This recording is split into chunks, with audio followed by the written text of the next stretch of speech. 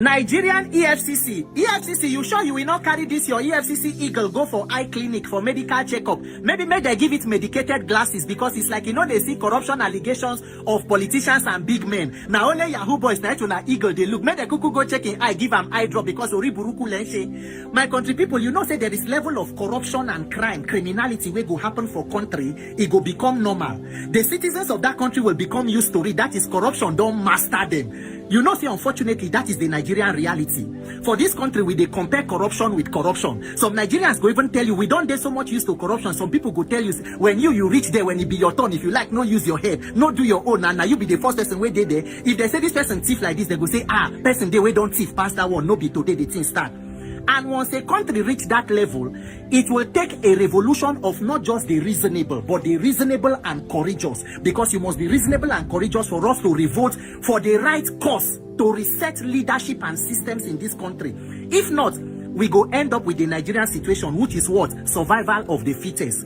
Justice will be left for the highest bidder. If you don't get connection, you are on your own. It is an animal farm.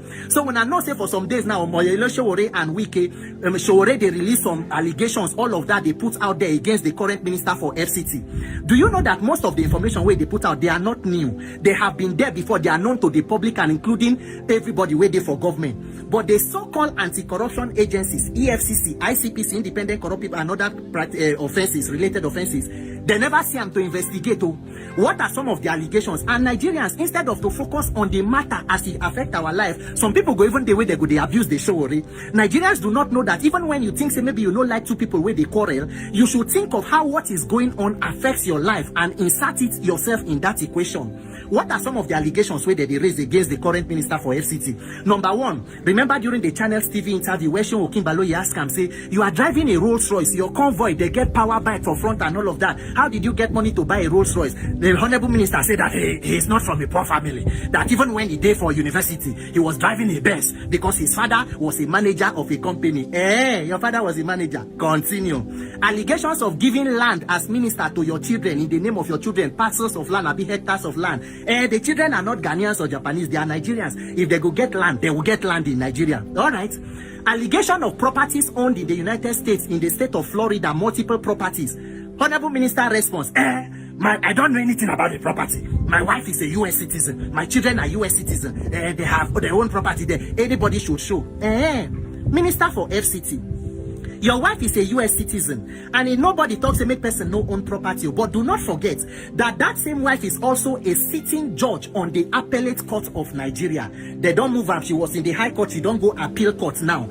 And being a U.S. citizen and a justice in the Nigerian judicial system, are there code of conduct documents where show say that there was a declaration of assets to know exactly how many assets you owned in a foreign country where you are a citizen, and that you also show how you pay tax in that country because you go to pay tax as U.S. citizen, and also now that you are a chief or a justice in the appellate court of another country. So you see nothing wrong with it. Even you being also a cabinet minister and your spouse in the Nigerian judiciary.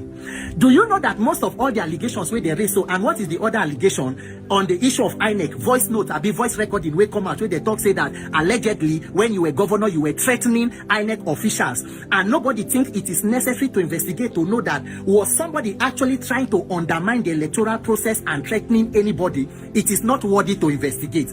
Do you know that most of the allegations or where they raise, so they come under executive or administrative corruption? And guess what? 50 to 60% of Nigeria's corruption is administrative. Inflation of government contract, budget padding, outright stealing and criminality from government. But till date, it is not worth investigation. Why? Because no be Yahoo boy or no be poor person. Now EFCC, eagle, never see her. Recently, the British Deputy Prime Minister Angela Rayner, she resigned from office. You know why? Not because he thief money, no. Not because he carry money buy Rolls Royce. He buy property before he even become Deputy Prime Minister. He pay tax, but he no pay sufficient tax. The advisor to the Prime Minister on ethics say, our investigation found that she acted with integrity but broke the code of ethics. Meaning there is a code of ethics. For Nigeria, which code of ethics will they do? Code of ethics, Oriburuku Lanshe. Oriburuku Lanshe, EFCC. And Nigerian government, we build a system that rewards criminality. Nigerians do not get used to this kind of corruption and criminality in the country because this system will make everybody a victim at the end of it. And that is why, because the people they know say once you do it, you get people who go support you. Their own are to pay people who go come online. They abuse those who are calling for accountability because they know there are no consequences for anything. This is not how a country should be governed. Look at Brazil. They protest for law where they don't bring, say, may they give immunity to their lawmakers. Nigerians, we will do the right thing after doing every other thing. A system or a nation where there is no accountability is a lawless society. And if you do not come together and fix it, you may just become the next victim of the misgovernance or the high-handedness or wickedness in that country. Congratulations, Minister for FCT. The God will do your own to come from a wealthy family. He will do it for other Nigerians. God bless you, EFCC as una eagle. Oriburuku night una they do. My name is Peter for Nigeria.